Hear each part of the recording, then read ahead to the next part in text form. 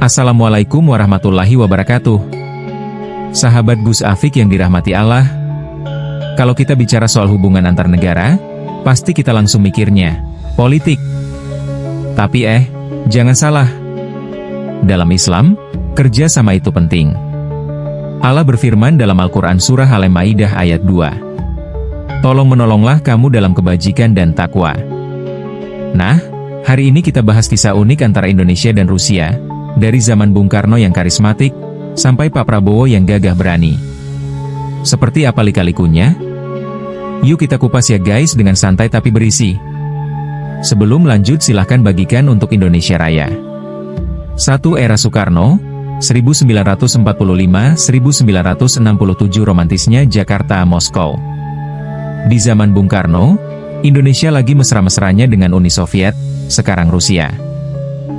Kenapa? Karena Bung Karno butuh dukungan buat bangun Indonesia, dan Soviet butuh kawan di Asia. Jadilah proyek-proyek besar kayak Stadion Gelora Bung Karno, Universitas Persahabatan Rakyat di Moskow, ada banyak mahasiswa Indonesia. Dan kerja sama militer, Indonesia dapat pesawat tempur MiG. Bung Karno bilang, bergeraklah ke poros Jakarta-Moskow. Pokoknya, Indonesia waktu itu seperti jomblo yang baru ketemu soulmate, saling mendukung dan penuh semangat revolusi. 2. Era Orde Baru, Soeharto jaga jarak dulu. Waktu Pak Harto naik, arah politik Indonesia berubah.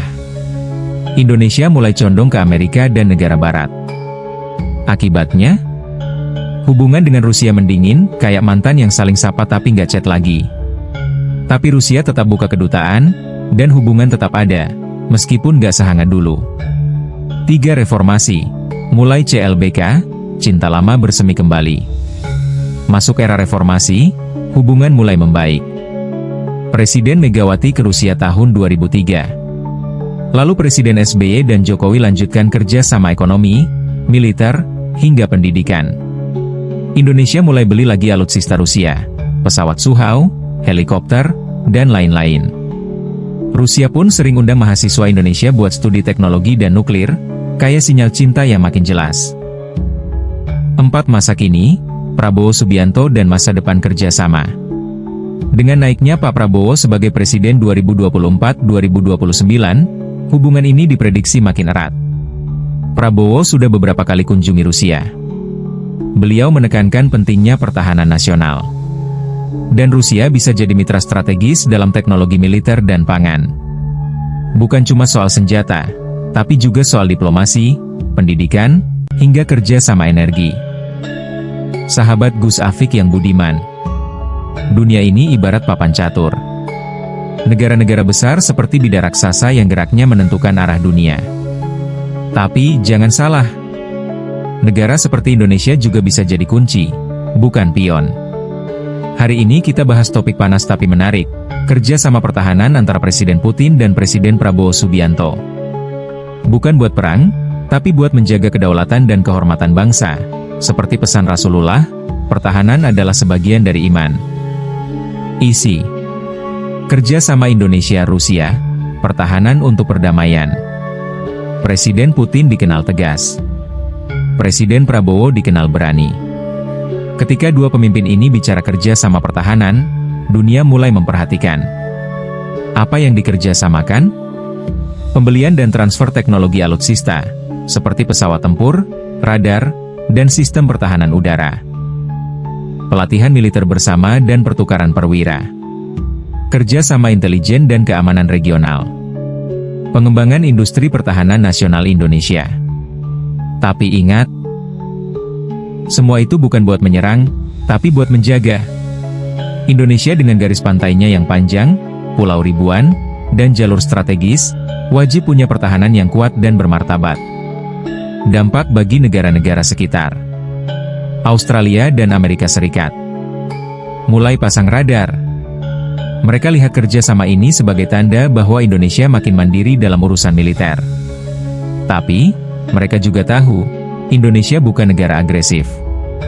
Jadi meski waspada, mereka tetap jaga hubungan, karena tahu Indonesia masih pegang prinsip politik bebas aktif. Cina Cina tentu perhitungkan Indonesia sebagai kekuatan kunci di Asia Tenggara. Dengan kedekatan ke Rusia, Indonesia bisa jadi penyeimbang kekuatan antara AS dan Cina. Cina harus berpikir dua kali sebelum main-main di Laut Natuna, Malaysia dan Singapura. Sebagai tetangga dekat, mereka merasakan tekanan sekaligus peluang. Tekanan karena Indonesia makin kuat secara militer. Tapi juga peluang, karena stabilitas Indonesia berarti stabilitas kawasan. Mereka bisa ikut kerja sama kawasan ASEAN yang lebih tangguh. Sahabat Gus Afik yang dirahmati Allah, kita hidup di dunia yang penuh dinamika. Tapi satu hal pasti, negara kuat bukan yang suka menyerang, tapi yang mampu menjaga dirinya dengan bijak. Kerja sama Prabowo Putin ini bukan soal unjuk kekuatan, tapi menjaga kedaulatan, harga diri, dan perdamaian. Sebagaimana Rasulullah Shallallahu Alaihi Wasallam membangun pertahanan di Madinah, Indonesia pun wajib menjaga negerinya dengan ilmu, teknologi, dan diplomasi cerdas. Mari kita doakan, semoga Indonesia jadi bangsa yang kuat tapi rendah hati, berdaulat tapi bersahabat, kuat di darat, laut, udara, dan juga kuat iman di hati rakyatnya. Manfaat kerja sama pertahanan antara Indonesia dan Rusia secara komprehensif, ditinjau dari kepentingan kedua negara, khususnya di bawah kepemimpinan Presiden Prabowo Subianto dan Presiden Vladimir Putin. Manfaat untuk Indonesia: 1. Penguatan kedaulatan dan pertahanan nasional. Indonesia memperoleh teknologi militer canggih seperti pesawat tempur Sukhoi, sistem pertahanan udara, hingga kapal selam. Menambah daya tangkal, deterrence, terhadap potensi ancaman eksternal, khususnya di wilayah Laut Natuna Utara dan perbatasan sensitif lainnya. 2. Diversifikasi mitra strategis. Dengan bekerja sama dengan Rusia, Indonesia tidak hanya bergantung pada negara-negara barat seperti AS dan Eropa. Ini sejalan dengan prinsip politik luar negeri bebas aktif, memperluas pilihan dan memperkuat posisi tawar Indonesia di forum global. 3. Transfer teknologi dan pengembangan industri pertahanan lokal. Rusia terbuka terhadap alih teknologi, TOT, yang dapat mempercepat kemandirian industri pertahanan Indonesia. Hal ini mendukung program MEF, Minimum Essential Force, dan pembangunan PT Pindad serta industri pertahanan nasional lainnya. 4. Pelatihan dan peningkatan kapasitas SDM militer. Pertukaran perwira dan latihan militer bersama meningkatkan kapasitas, profesionalisme, dan kedisiplinan TNI. Indonesia dapat mengakses doktrin militer Rusia yang berorientasi pada pertahanan wilayah yang luas. 5. Keamanan maritim dan stabilitas kawasan. Kerjasama ini membantu Indonesia menjaga jalur pelayaran internasional, SLOC, seperti Selat Malaka dan perairan Natuna. Indonesia dipandang sebagai kekuatan penyeimbang di kawasan Asia Pasifik. 6. Diplomasi global yang lebih tegas dan bermartabat. Kedekatan dengan Rusia memberi kekuatan politik baru dalam menyuarakan kepentingan Indonesia di PBB, BRICS, dan G20. Indonesia dipandang lebih independen dalam kebijakan luar negeri.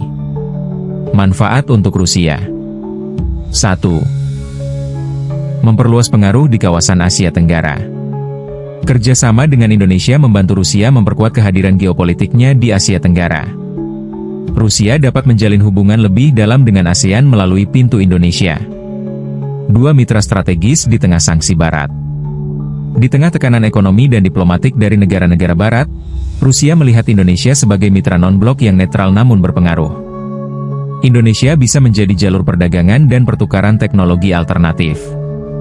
3. Peluang ekspor alutsista dan teknologi tinggi. Pasar pertahanan Indonesia sangat potensial. Rusia mendapatkan peluang menjual produk militer sekaligus memperluas pengaruh industri pertahanannya. Transfer teknologi dengan pendekatan saling menguntungkan. 4. Dukungan politik di forum internasional.